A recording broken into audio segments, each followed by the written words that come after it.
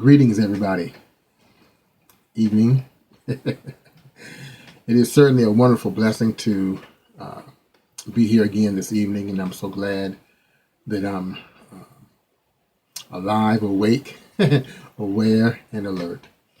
I count it a privilege and an honor for you to be with me to be with you, and us here learning together. I honor your divinity. I honor your divineness. I bless your sacred self. And may the blessing of the Lord continually enrich your life. Continually enrich who you are. And manifest manifold blessings in your life. I'm Stephen. And again, thank you for being with another session, if you will, of the Awaken You. And tonight, we're going to talk a little bit about inner work. And as an addition to that, specifically, we're going to deal with one particular thing, one particular principle, one particular concept, and that is the idea or the principle of consciousness conditioning and or consciousness reconditioning. That would probably be more appropriate at this point. Consciousness reconditioning, reconditioning our consciousness. So right here, if you will, I'd like for you to come with me at this point, and I want you to take in a nice deep breath. Inhale, release.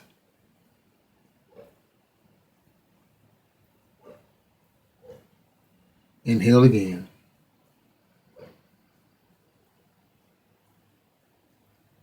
Release.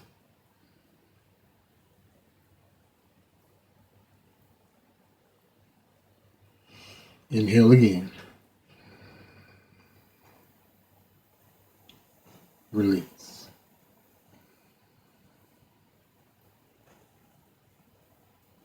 Now we're going to do this 2 more times, and these last 2 times, I'd like for you to release, and we're going to release with the sound of ah. Inhale. Release. Ah.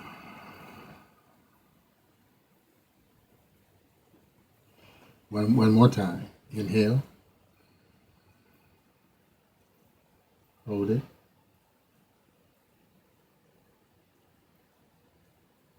Release.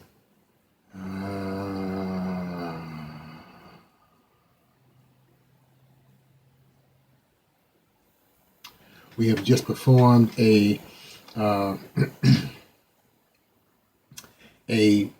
type of meditation, if you will, and when we are doing that, we are centering and recentering ourselves, making ourselves ready so that we can hear the Spirit of God that is about us, in us, through us, as us, so that the Spirit of God will not only just download into you, but more importantly, will upload from within you into your consciousness and release the revelation, wisdom, knowledge, and understanding needed for your particular situation. Okay, so we're going to get right into it. Again, we're talking about inner work. And in particular, we're going to deal with one particular concept and or principle, and that is consciousness, if I can say that right, consciousness reconditioning. Consciousness reconditioning. Now, let me give you this particular statement. It comes out of Neville Goddard, Goddard, Neville Goddard, his book entitled Your Faith is Your Fortune. And he makes this statement: the nature of manifestation is determined by the state of consciousness in which we dwell. Say that again. The nature of manifestation is determined by the state of consciousness in which we dwell. Dwell, hold, that we hold on to, that we live. The nature of manifestation is determined, first of all, by your state of consciousness.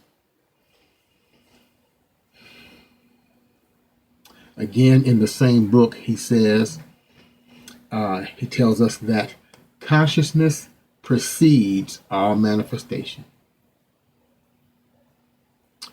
Consciousness precedes all manifestation. Now, let me give you this particular scripture from the King James Version of the Bible. It says this, Proverbs chapter 4, verse 23, our hallmark scripture that we use and will continue to use as it applies to consciousness and higher consciousness. It says, keep your heart with all diligence, for out of it are the issues of life. Keep your heart with all diligence. Keep, guard, protect your heart. In particular, your consciousness or your subconscious mind specifically, but your consciousness, the very essence, the pure consciousness that you hold. Keep or guard above all things with all diligence your heart. Why? For out of it, the heart, the consciousness, is the issues or the experiences of our life. Now, you may say to yourself, what does that have to do with inner work, and in particular, reconditioning consciousness?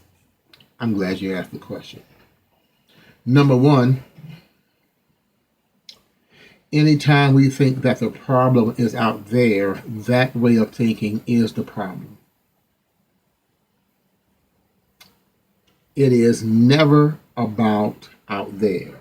It is never about what's going on outside. It's never about the circumstances, situations, challenges, the conditions of life that we might find ourselves in and or might be challenging us at that moment.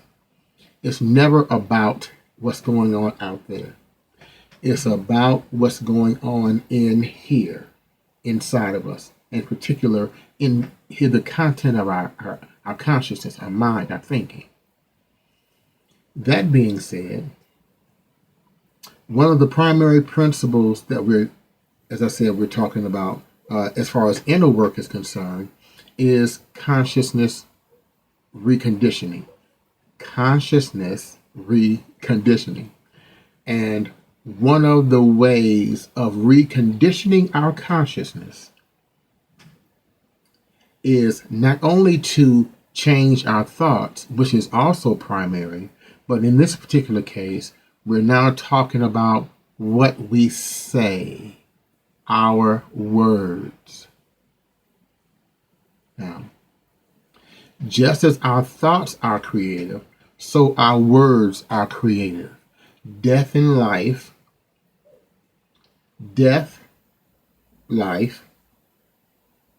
is in the power or comes under the authority of your tongue.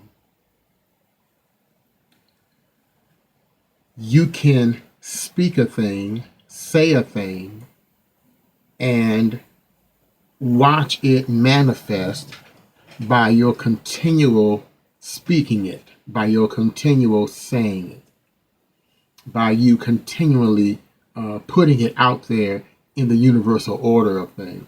that which we call the kingdom of heaven. Okay. One scripture tells us that a good man out of the good treasure or deposits of his heart, mind, brings forth good things. A evil man out of the evil treasures or deposits of his heart brings forth evil things. Now, for out of the abundance of the heart, the mind, the consciousness, your mouth will speak. Death and life is right here. Success and failure is right here. Achievement is right here. Healing is right here. Changing your vibration, changing the energy in which you move, live, and have your being is right here.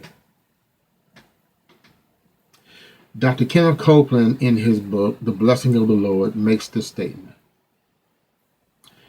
He says that every word of disharmony violates the way we are made.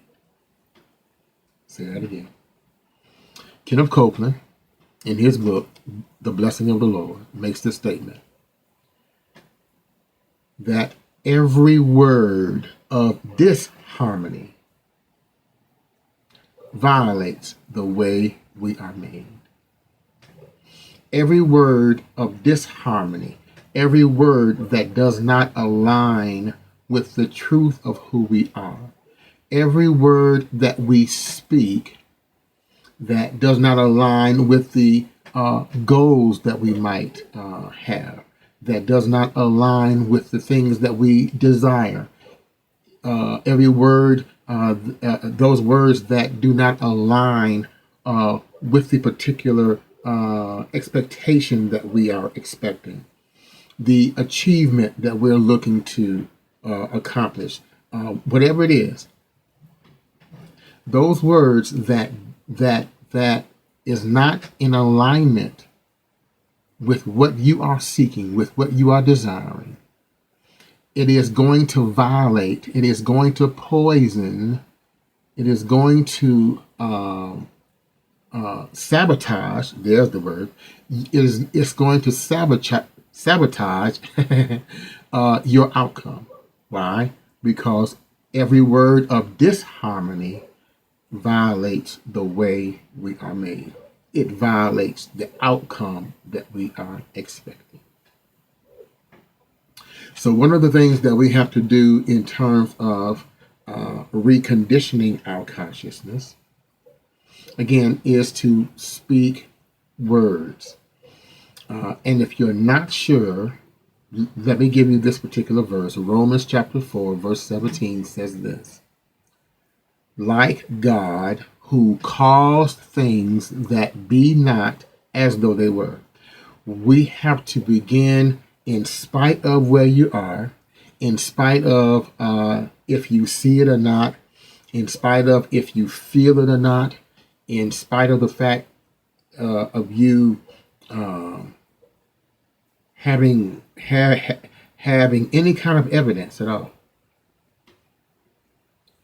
You have to begin to call or summon things that be not, or that is not in the physical manifestation, that has not physically manifested, as though it already has physically manifested.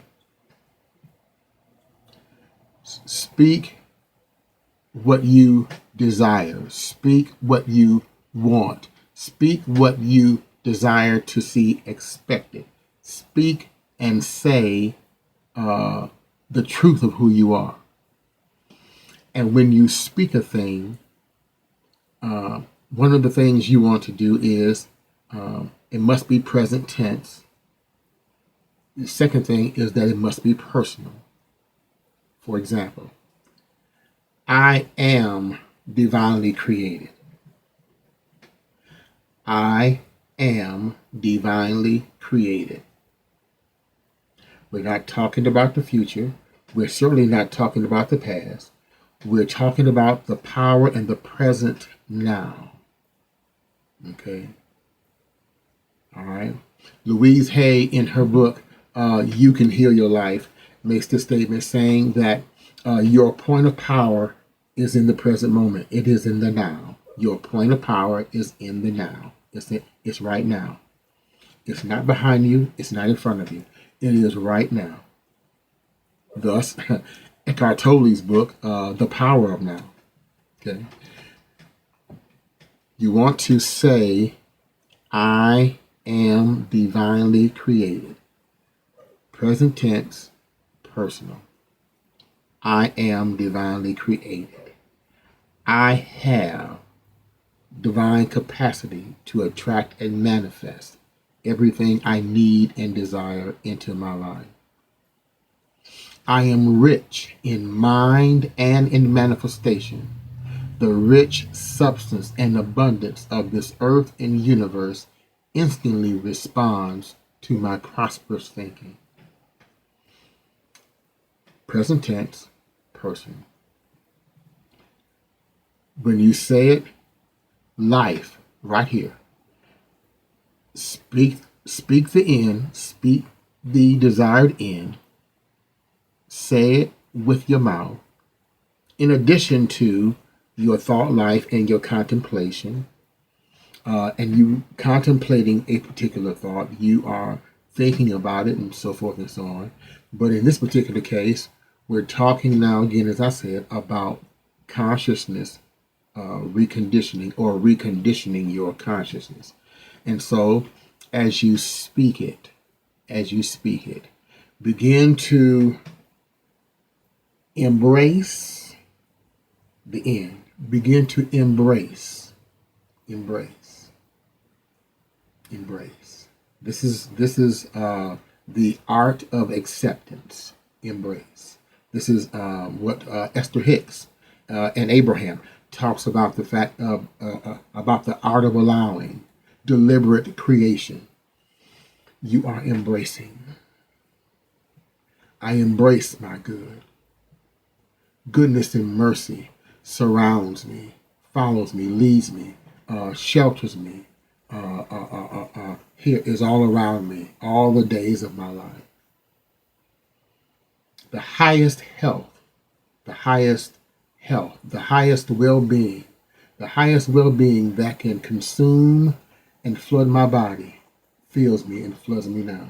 The highest health, I accept. I am open and receptive to the highest health to consume and take over my body. I am filled with the energy of God. I am filled with the energy of spirit. I am filled.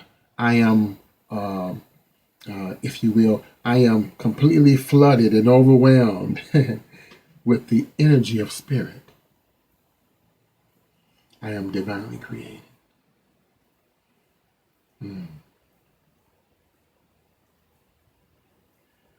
I am the manifestation, a unique emanation of God. I am a unique emanation of divine source. I am the instrumentality of the presence. See, all of this, present tense, who you are, this is the truth of your being.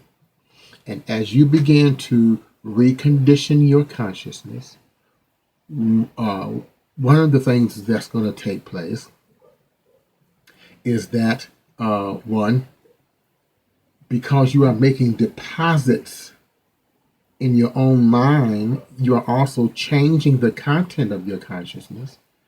And as you begin to place that and put that, reprogram yourself, literally, you are going to find yourself speaking another language. You're going to find yourself thinking a different way. And as you begin to recondition your consciousness, you're going to find yourself being sensitive. Your intuition, your inner knowing is going to change. Your inner knowing is going to just expand, and you're going to find yourself being sensitive to the very thing that you desire. In other words, your eyes are going to be wide open. Your senses, your perception, the way that you see things is going to change. Your sensitivity to the world around you, to people around you, the sensitivity of here about yourself, how you see yourself, how you see the outcome. All of this is going to begin to change as you begin to recondition your consciousness. And this is part of the inner work. And speaking, saying, speaking it, saying it, speak it, say it, and speak it again and say it. Why? Because consciousness precedes all manifestation. And if you want to have a different outcome or effect, you must operate from a different cause. Okay. Now, let me give you this particular statement again. That the nature of manifestation is determined by the state of consciousness in which we dwell. Another statement. That to which we give our dominant attention to must of necessity become our experience.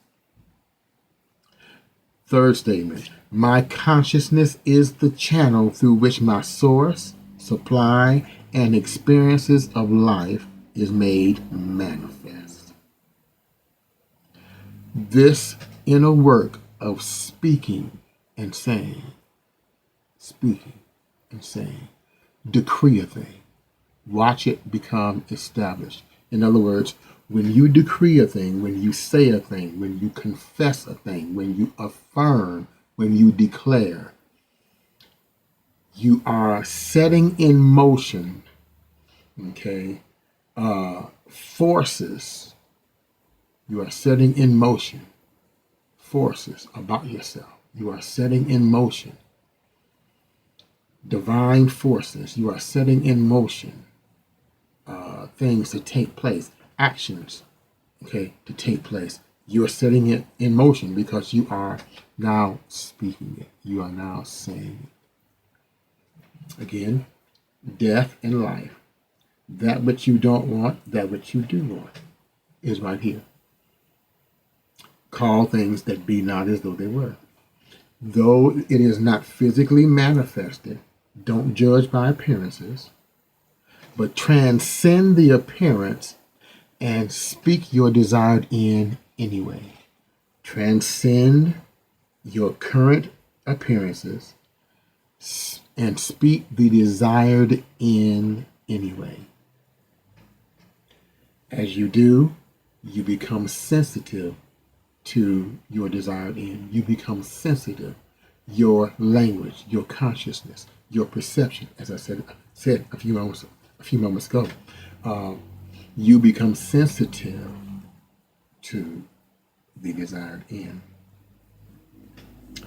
And when you do that, you also begin to create an inner harmony, an inner alignment within yourself.